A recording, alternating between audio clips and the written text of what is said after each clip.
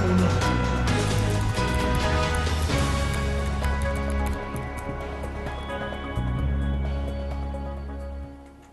Buonasera cari telespettatori, grazie per essere sempre in compagnia del gruppo editoriale TV7 e come ben sapete questa è iReporter per te. Questa sera non si scherza per nulla perché abbiamo una tematica veramente importante. Nessuno ne ha parlato in questi giorni, eppure c'è stato un incontro nuovamente in questi giorni per parlare di cosa? Della strage, io l'ho titolata così perché di questo alla fin fine è la strage del Monte Venda, il ROC 1, la caserma appunto, la base operativa dell'aeronautica militare. Con me accanto abbiamo Aldo Nencini, sottufficiale del Comitato Vittime del Venda. Esatto. E successivamente avremo un altro graditissimo ospite e in chiusura anche un esperto sempre dell'ARPA. Ormai abbiamo questo sodalizio con l'ARPA per capire di che cosa si tratta, insomma, per quanto riguarda il gas radon, questo che io ho chiamato morte silenziosa, la causa appunto insieme all'amianto della scomparsa di più di 59 tra ufficiali e sottufficiali dell'aeronautica militare. Allora, a me piange già il cuore a toccarla una cosa del genere, però bisogna farlo perché, come ho detto stamattina invitandovi, non ne ha parlato nessuno. Partiamo dalla storia e dopodiché andiamo a capire legalmente parlando a che punto siamo. Avremo anche delle telefoniche e se volete testimoniare, dire la vostra, 049 80 777 57. Qualcuno ha detto che c'è stata un'udienza ieri, i telegiornali, la stampa? Nessuno. Meno male ce ne siamo accorti, grazie al signor De Jure. Prego. Allora, bisogna cominciare dai primi anni 50, quando sul Monte Venda hanno cominciato a costruire la base sotterranea del Monte Venda, del primo ROC. All'inizio, chiaramente, questa base è stata costruita per ragioni NATO, quindi era in contatto con altre strutture militari per la difesa aerea, in particolare dell'Alta Italia. La costruzione chiaramente risale agli anni 50, quando non c'erano conoscenze, o perlomeno probabilmente c'erano, però erano conoscenze ristrette ai gruppi specialistici e quindi non c'erano queste conoscenze sul gas radon, sui problemi che questo poteva creare. E quindi all'inizio degli anni 60 la base è stata potenziata e tenendo conto che all'incirca ci lavoravano dentro sui 500, 500 esatto, come personale esatto, militari, con turnazioni, però diciamo 500 persone. Il personale fin dall'inizio aveva la consapevolezza che l'ambiente di lavoro non fosse proprio dei migliori. Perché, come ha sottolineato, era all'interno comunque di una base scavata nella roccia. C'era solo questo o ce n'erano altre in Italia? No, so che ce ne sono altre. Io Una... stavo finendo, come vi ho raccontato, a Potenza Piceno, quindi vicino ad Ascoli, giusto? Sì. Stessa più o meno cosa. E poi anche qui, tra Lombardia e Veneto, ce n'erano molte altre. Diciamo, Monte Venda probabilmente era quella più importante e quella dove c'era più personale che vi lavorava. Perché, mi corregga, so che arrivava fino a Mosca come copertura, cioè era il periodo della guerra fredda, quindi chiunque fosse in volo veniva registrato, qualsiasi cosa che fosse civile o non civile veniva registrato. Attenzione che ho studiato, vuol dire Regional Operation Center, quindi la base operativa regionale, insomma, ROC 1. Certo. E tanto per ricordare, oltre al controllo del traffico aereo militare, per un certo periodo abbastanza lungo vi ha lavorato anche il personale del controllo civile. Quello che adesso, successivamente con la smilitarizzazione, è stato trasferito in altra sede. Ecco, il personale aveva la sensazione che l'ambiente non fosse dei migliori. Ripeto, perché c'era una ventilazione che non era ottimale, anzi in molti luoghi era proprio assente. Oltre a questo c'erano i locali che se fosse entrato l'ispettorato del lavoro, avrebbe fatto chiudere il reparto da un giorno all'altro. Tenga conto che i locali in molti posti erano alti 2,20 metri, con dentro numerose persone che vi lavoravano, senza finestre. E ai tempi si fumava anche? Si Non fumava. c'era ancora la legge? Non solo non c'era la legge, ma il personale, consapevole dei problemi che c'erano in questi ambienti, ha richiesto più di una volta ai comandi di interdire il fumo in certi locali, ovvero chi voleva fumare doveva andare in un altro ambiente. Certo. Per ottenere questo devo dire che ci saranno voluti un 4-5 anni. Questo indica anche la sensibilità sul tema ambientale, sul tema della salute e quant'altro.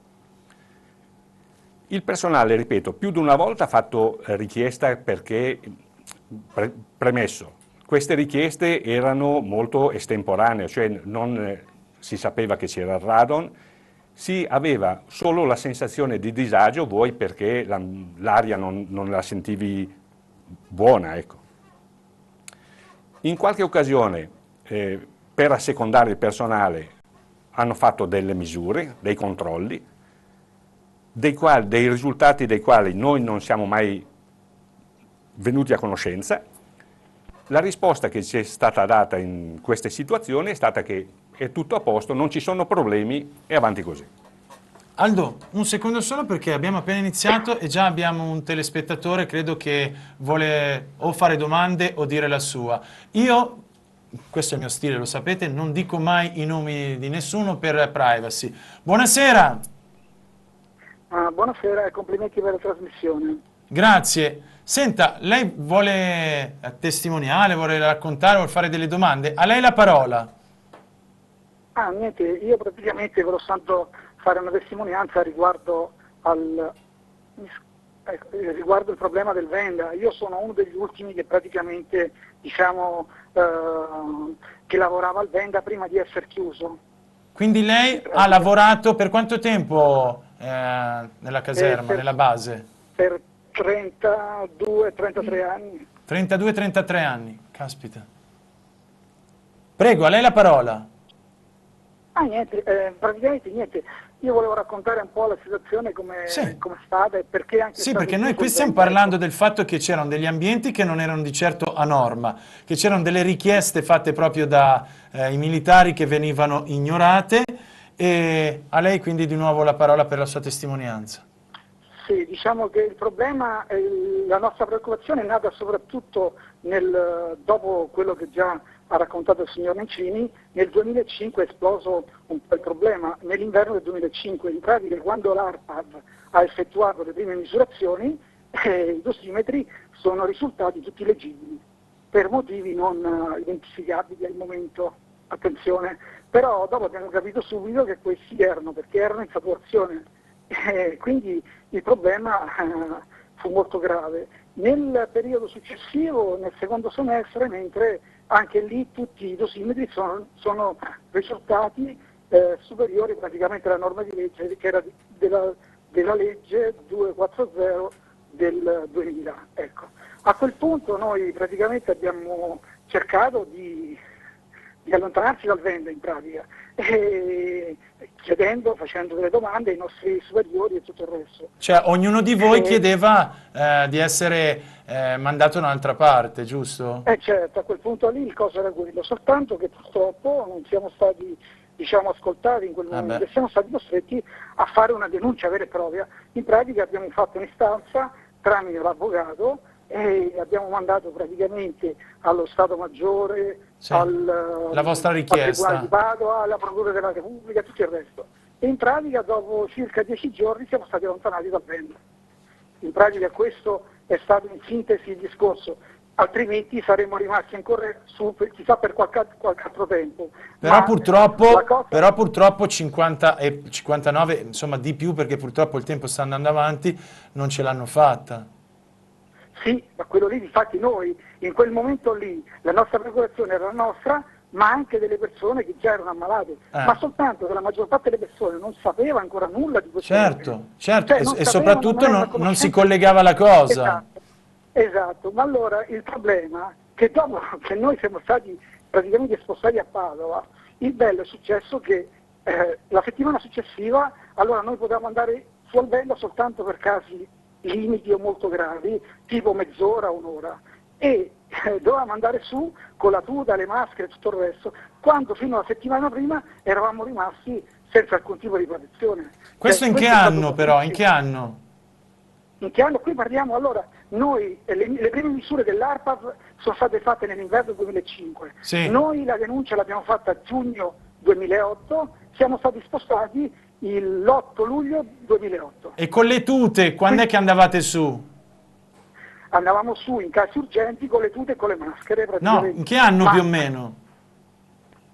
2000 dopo il luglio, allora noi siamo rimasti al Venda facendo il servizio o di 24 ore o il giorno, Sì. tutto il giornaliero, fino al 7 luglio 2008. Caspita. L'8 luglio 2008 praticamente ci hanno spostati a Padova.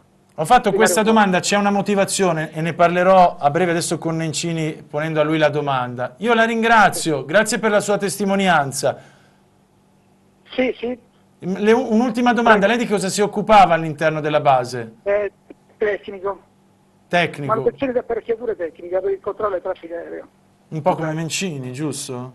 Sì, Ho sì, capito. un po', diciamo, tutti quanti era questo, ma il problema grave è che le misure praticamente effettuate anche dai dosimetri successivi del 2005 sono state tutte quante superiori alla norma, addirittura perché lì non c'erano ancora i dosimetri digitali, c'erano solo i passivi che misuravano fino a 20.000 becquerel Certo. più o meno, Certo. dove parecchi risultavano così, ma con i dosimetri digitali messi dopo che eravamo stati spostati a Padova, le misure sono arrivate a 145.000 becquerel, l'ambiente di lavoro dove eravamo noi, cioè parliamo di misure astronomiche sotto ogni punto di vista e praticamente siamo rimasti lì, loro in pratica nel 2006 quando sono uscite le prime misure dell'ARPAV e qui diciamo trovo un po' sconcertante la cosa, dovevano subito mandarci via, E invece noi niente. ci hanno tenuto lo stesso su Alvenda. Questo è il discorso. Dopo il problema è farlo capire anche fuori questo tipo di discorso, perché fuori non avevano ancora sentore o che benigna idea di quello che fosse il Venda in quel momento. Certo. Per cui dopo ci siamo incontrati, mi sono incontrato con il signor Nencini. Sì, con il comitato alla fin Amati, fine che tutto si è il resto, istituito. esatto, e lì abbiamo cominciato a parlare Ad dei veri attivare, problemi, esatto. perché tutte quelle morti lì.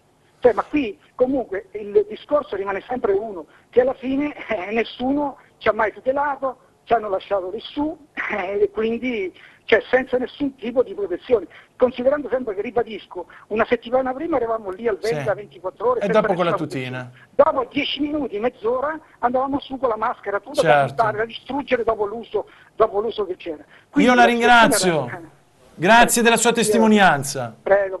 Grazie. Purtroppo il tempo fugge e quindi devo a volte tagliare le testimonianze che sono delle cose poi fondamentali visto il tema che stiamo toccando. La questione della tutina, voi mi avevate insegnato appunto che gli americani invece la adottavano perché loro sono prima stati di base operativa insomma accanto agli italiani, dopo se ne sono andati negli anni 70, ogni tanto tornavano per le manutenzioni, giusto? Esatto, Ma loro esatto. avevano che cosa? Avevano delle attrezzature proprio di protezione per queste situazioni, quindi avevano delle tute. E che anni erano?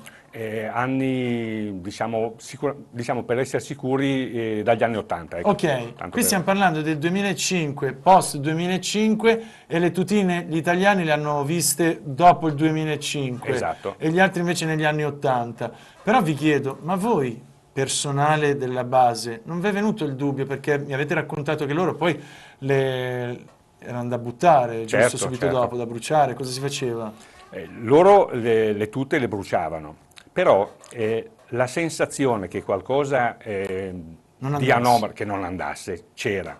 Perché? Perché le morti per patologie tumorali Erano si tante, vedono, erano si tante. vedono. E ci sembravano sopra la norma, perché i tumori ci sono dappertutto, però in misura così elevata ci sembrava strano. Ecco. Allora, ascoltiamo un'intervista purtroppo di una vedova, ecco qua. Quando scendeva dal Monte Venda era tutto pieno di polvere, lo vedevo proprio imbiancato anche prima di diventare bianco di capelli, era proprio sempre polveroso, sempre pieno di polvere, diciamo, era un ambiente pieno di polvere per me, polvere di amianto. Polvere di amianto, quindi non solo radon, ma c'era anche quest'altra problematica. Anche l'amianto. Ed è vero quello che ha detto purtroppo questa signora Certo. che ha perso il marito? Certo. Cioè, c'era davvero questa sensazione C'era addosso di proprio avere polvere? La polvere si sentiva addosso, diciamo, Si anche respirava. perché il lavoro che facevi non era un lavoro da scrivania, era un lavoro operativo e quindi molte volte dovevi lavorare in ambienti dove c'erano anche queste situazioni di polvere, ecco. Lei nella fattispecie, le chiedo, Aldo, che cosa faceva quindi? Io ero un tecnico che lavorava su apparecchiature radio ed elettroniche e computer. Quindi doveva logicamente far sì che funzionassero, quindi Funzionassero c'era da fare la manutenzione. anche per i cavi. Certo, che quindi uno dice sono un tecnico, c'è un Certo. po' di polvere, è la normalità. È la normalità. Anche qui sotto se andiamo Certo. a cercare, a mettere a posto c'è della polvere, Certo, ok? certo. Quindi uno non ci fa neanche caso. E dopo non solo non ci fai caso, però non vai mai a pensare che ci siano delle problematiche ambientali così elevate. Certo, perché uno non lo sa. Perché io vorrei sottolineare, perché non siamo tutti tecnici della materia, ma molte volte quando si parla di Becquerel è una misura che forse a molti non dice. Si riassume dicendo che la percentuale di radon dentro questi ambienti era superiore 50, 100, 200, 300 volte rispetto a quello che è il massimo possibile ammesso. Per un umano, per un essere umano. Quindi questa è la misura che secondo me rende proprio consapevoli dei problemi. Certo. Insomma, ecco. Cioè, quella lì era una sala radiologica. Ecco, diciamo. Io le ho fatto una domanda stupida, però magari, insomma, perché non vi siete posti la domanda o non ne avete parlato con i superiori, o magari l'avete fatto? Ma capitano, ma generale, com'è che gli americani arrivano qua, si mettono tutte queste cose, poi bruciano tutto e se ne vanno? E noi invece siamo qua con la mimetica normale. Allora, la mentalità del militare è quella... Non fai troppe domande. Non fai domande. Devi ubbidire, te fai quello che dico io e cosa sei, una signorina? Perché questa è un po' la mentalità che c'era e probabilmente c'è tutt'oggi. E la cosa più importante era l'operatività, cioè tutto doveva funzionare, tutto doveva essere, diciamo, operativamente funzionante. Dopo per il personale magari i problemi del personale venivano messi in second'ordine. Aldo, prima di salutarci e dare il cambio al collega, come si sente oggi nel 2014 dopo aver scoperto e visto anche come siete comunque stati ripagati, visto che c'è attualmente ancora una bagarre, e fra poco parliamo di questo, legale? Ma io... Cioè voi avete servito lo Stato con fedeltà, certo, e il risultato è questo. Il risultato è questo. Allora, io dico, per fortuna tramite l'Unione Nazionale Sottufficiali e il Comitato Vittime abbiamo spinto affinché venissero fatte delle visite preventive, che vengono fatte. Io ringrazio Grazzini Leone, che è proprio il presidente di Certo. UNSI, la sigla che ha appena citato, Certo. è grazie a lui che ho voi qua. Certo, certo. E quindi attraverso questo comitato abbiamo fatto pressione sugli organi competenti, devo dire con fatica, però abbiamo raggiunto dei risultati, per cui le visite mediche vengono fatte. Certo, l'apprensione c'è sempre, perché ogni tanto viene fuori che un collega muore per malattie tumorali. Quanti amici ha perso? Posso chiedere, Aldo? Si parla di circa una 60ina di persone, quelle che conosciamo, perché molte persone che sono stati trasferiti, sono andati in altri posti, non hai contatti, quindi sicuramente ce ne sono altri, di sicuro. Non sappiamo quantificarli, diciamo, e siamo sempre disponibili eventualmente a dare una mano nel possibile. Allora, io la saluto, mando la pubblicità, sappiate che continuiamo con questa tematica, se volete fare domande o dire la vostra, 049 80 777 57, a breve.